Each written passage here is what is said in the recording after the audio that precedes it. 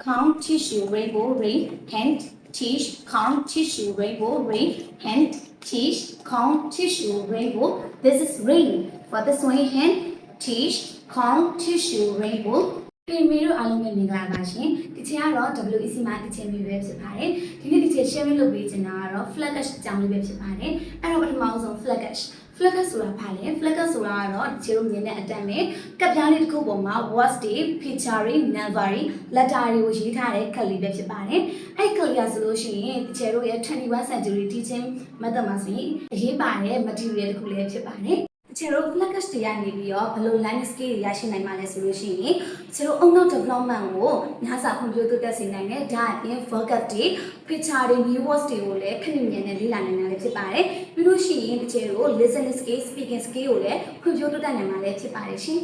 နောက်ထပ် sharing တစ်ခုကတော့ flash မှာရှိတဲ့ work ကလေးတွေကိုတည်ရုံနဲ့သင်ကြားခြင်းပြုလုပ်နိုင်တာလုံးဝပြုလုပ်နိုင်တာကိုချေတို့ flash ကိုပြမယ်ဆိုလို့ရှိရင်ကိုသင်ကြားမဲ့ကလေးလေးနဲ့ face to face အနေထားမှာရှိရမယ်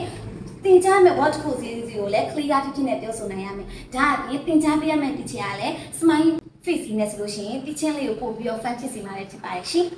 အရေးကြီးရှိတဲ့တသားသမီးလေးကိုမွေးထုတ်ပေးနိုင်ဖို့အတွက် teacher တို့ရဲ့ hotline number လေးဖြစ်တဲ့09331561ကိုအခုပဲဆက်သွယ်လိုက်ပါတော့နော်